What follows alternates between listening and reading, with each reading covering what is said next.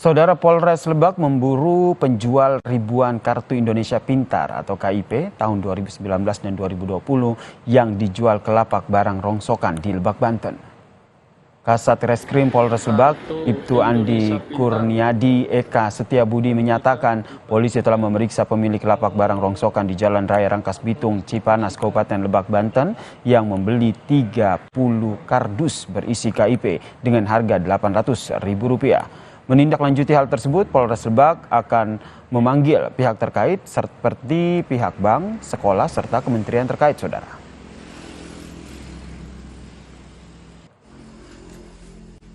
Kami akan melakukan pemeriksaan terhadap pihak-pihak terkait, antara lain pihak bank yang mengeluarkan kartu tersebut, dinas terkait, dan juga pelajar yang ada dalam kartu tersebut, khususnya di wilayah Kabupaten Lebak. Sedangkan untuk Pandeglang, kami akan berkoordinasi dengan Satreskrim Pandeglang. Dijual pada lapak barang rongsokan ini, saudara, dijual oleh orang yang tidak dikenal pada bulan Maret lalu. Udin, pemilik lapak barang bekas, telah mengambil barang yang laku dijual seperti kertas dan juga kardus. Sedangkan kartu sendiri tidak laku, saudara. Saat ini ribuan KIP tersebut telah disita petugas polisi sebagai barang bukti penyelidikan.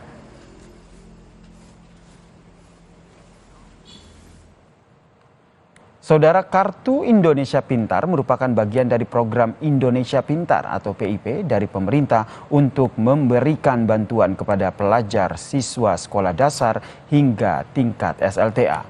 Program tersebut bertujuan untuk membantu anak-anak usia sekolah yang berasal dari keluarga yang tidak mampu agar tetap mendapatkan layanan pendidikan hingga tamat berupa uang tunai sesuai dengan tingkat pendidikannya.